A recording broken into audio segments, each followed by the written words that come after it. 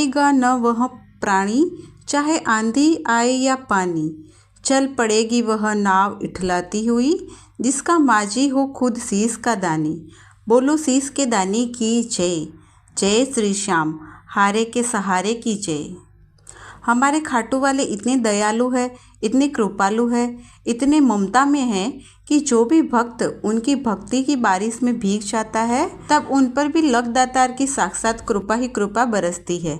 जो लोग सिर्फ उनके दर्शन कर लेते हैं, उनका जाप भी नहीं करते हैं, तो उनको भी छींटे लगने से बेड़ा पार हो ही जाता है। मतलब बाबा श्याम की कृपा उन पर भी बरसती है।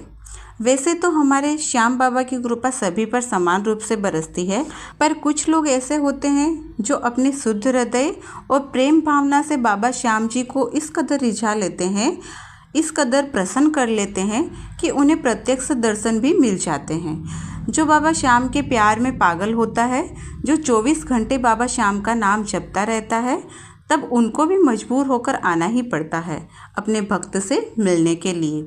तो आज की इस वीडियो में आपको एक ऐसे भक्त का अनुभव सुनाती हूँ जो कि अभी पिछले साल का ही है, कि कैसे उन्हें बाबा श्याम की विशेष कृपा प्राप्त हुई है। बाबा श्याम के चमत्कार की कहानी को सुनने के लिए वीडियो को अंत तक जरूर देखें और बाबा श्याम का जयकारा जरूर लगाएं। और आप सभी भक्तों से एक रिक्वेस्ट और है कि आपने कभी भी कोई भी भगवान के चमत्कार का अनुभव अगर आपके अपने जीवन में किया हो, चाहे वो अलग से पूजा करके किया हो या फिर कोई अलग से अर्जी लगा के आपने चमत्कार का अनुभव किया हो, तो आपकी कहानी आप हमें ईमेल आईडी में ज़रूर से सेंड करें, ताकि आपकी कहानी हम वीडियो के माध्यम से अपने भक्तों तक पहुंचा सके। और जो लोग सच में मुसीबत में है और उनको भगवान की ज़रूरत है, वो आपकी कहानी सुनकर और आपके जीवन में हुए चमत्कार को सुनकर अपने जीवन में भी कोई स्पेशल पूजा पाठ या अर्जी लगा के अपनी मुसीबतों का हल निकाल सके। मेल आईडी आपको डिस्क्रिप्शन में मिल जाएगी। अब हम ये कहानी की शुरुआत करते हैं। यह कहानी राजस्थान के रहने वाली अर्चना जी की है। बाबा श्याम के प्रति उनकी विशेष प्रेम और आस्था है। बाबा श्याम के भजन सुनना, बाबा श्याम का चमत्कार सुनना उन्हें बहुत पसंद है। फ़ोन पर या टीवी पर भजन लगाकर ही वह अपने घर का सारा काम करती थी। वह रोज़ सुबह बाबा श्याम की पूजा करती थी। उनके नाम की एक माला का जाप तो वह ज़रूर करती थी। काम करते करते भी उनके ज़बान पर बाबा श्याम का नाम रहता था। और उनके पति नीलेश बहुत ही अच्छे, घर में सभी का मान सम्मान करने वाले, लेकिन एकदम नास्तिक, भक्ति भाव पूजा पाठ से बिल्कुल दूर, किसी भी भगवान को नहीं मानते थे। उन्हें यह सब ढोंग लगता था। उनकी यही सोच थी, क्योंकि जब भी वे काम धाम से घर आते थे और टीवी पर अगर भजन चल रहा होता था, तो वो तुरंत आके उसको बंद कर देते थे। उनकी पत्नी उन्हें समझाती कि तुम भी पूजा पाठ किया करो, तुम भी भजन सुना करो, बहुत आनंद आता है, बहुत अच्छा भी लगता है, लेकिन वह कुछ नहीं सुनते। कई लोग ऐसे होते हैं जिनको फिल्मी गाने तो बहुत अच्छे लगते हैं, लेकिन भजन नहीं अच्छे लगते। 3 घंटे की मूवी बिना पलक झपकाए तो देख लेंगे, पर सत्संग या मंदिर में थोड़ा भी समय ज़्यादा लग जाए तो उनको ऐसा लगता है कि कितना समय वेस्ट हो गया। खैर, यह सब तो अपने अपने भाव की बातें हैं। कई बार ऐसा भी होता है कि अगर हमारे जीवन साथी का मन भी भगवत प्राप्ति में हो, तो हमारे जीवन में पूजा पाठ का आनंद 2 गुना हो जाता है। भक्ति एकदम आसान हो जाती है और भक्ति भी बढ़ जाती है। इसके उल्टा जब जीवन साथी का इंटरेस्ट भक्ति की तरफ ना हो, तब भक्ति करना बहुत कठिन हो जाता है। बहुत सारे जोड़े ने यह फील भी किया होगा, और ऐसा ही कुछ अर्चना जी के साथ भी हो रहा था। जब से फाल्गुन मेले की तारीख मोबाइल पर बताने लग गए थे, तब से ही वह बाबा श्याम के मंदिर में जाने के लिए तड़प रही थी। उन्हें जाने की बहुत इच्छा हो रही थी, लेकिन वह जाए तो जाए कैसे, क्योंकि उनके पति भगवान को मानते ही नहीं थे। तो वो अर्चना जी को खाटू धाम ले जाने की कैसे सोच सकते हैं। अर्चना जी बाबा श्याम से प्रार्थना करती कि हे बाबा, मेरे लिए आप ही सब कुछ हो और आप सब कुछ कर सकते हो। मेरी गृहस्थी, मेरी नैया भी तुम्हारे ही सहारे है, तुम ही पार लगाओगे। मुझे अपने दर्शनों के लिए अब तुम्हें ही बुलाना पड़ेगा। बाबा श्याम से प्रार्थना करते करते कई बार तो वो रो पड़ती थी और कहती थी, कैसे आऊँ आपसे मिलने के लिए, कोई तो साधन बताओ। इस मेले में लाखों की पब्लिक आती है तुम्हारे दर्शनों के लिए, मेरे लिए भी एक टिकट भिजवा दो ना। बाबा, क्या इस जीवन में मैं कभी भी तुम्हारे दर्शन कर पाऊंगी कि नहीं कर पाऊंगी, ये भी मुझे पता नहीं है। वो कभी कभी श्याम बाबा से लड़ भी जाती थी। उससे खाटू धाम जाने का कोई भी रास्ता नजर नहीं रहा था। वह एक बात की बात बताती है कि रात में सब खाना पीना खाकर सोने चले गए थे। तब वह भी बिस्तर पर लेटे लेटे बाबा श्याम की सत्य कहानी की वीडियो अपने मोबाइल पर देख रही थी। और वो बताती है कि मैंने एक के बाद एक कई वीडियो देखी, 3-4 वीडियो लगातार मैंने देखा।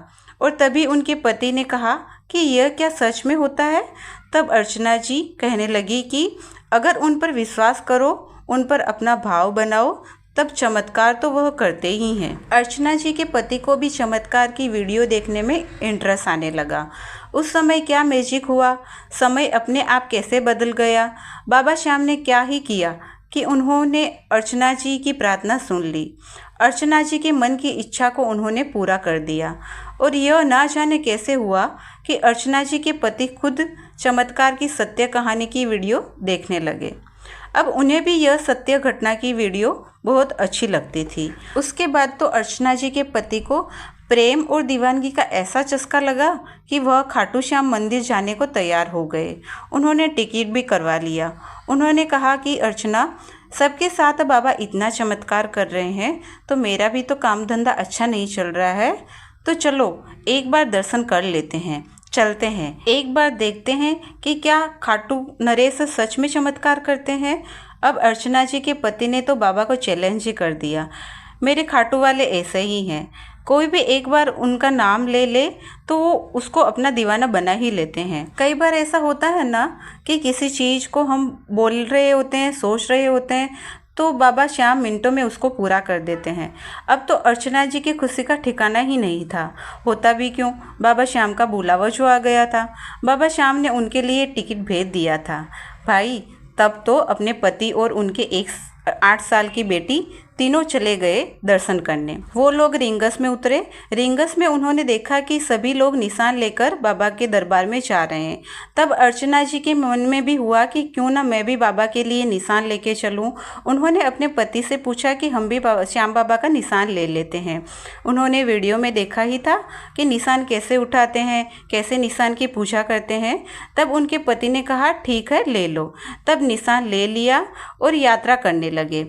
18 किलोमीटर की यात्रा करके वह तोरर द्वार के नज़दीक आए ही थे कि उनके दाहिने तरफ से एक बड़ा सा निशान लेकर झुंड आया। और वो झुंड निशान लेकर साथ में जयकारा भी लगाते हुए तेजी से आगे निकल गया। झुंड के निकलते ही उन्होंने देखा कि उनकी जो 8 साल की बच्ची है वो अचानक से उनको नहीं मिल रही थी। कुछ पता नहीं कि वो बच्ची कहाँ गई। अर्चना जी और उनके पति पागलों की तरह रो रो कर अपनी बच्ची को ढूंढने लगे।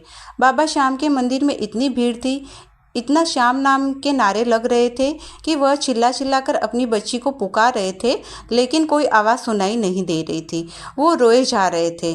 करीब 1 से 1.5 घंटे हो गए थे। वह पागलों की तरह अपनी बच्ची को ढूंढ रहे थे।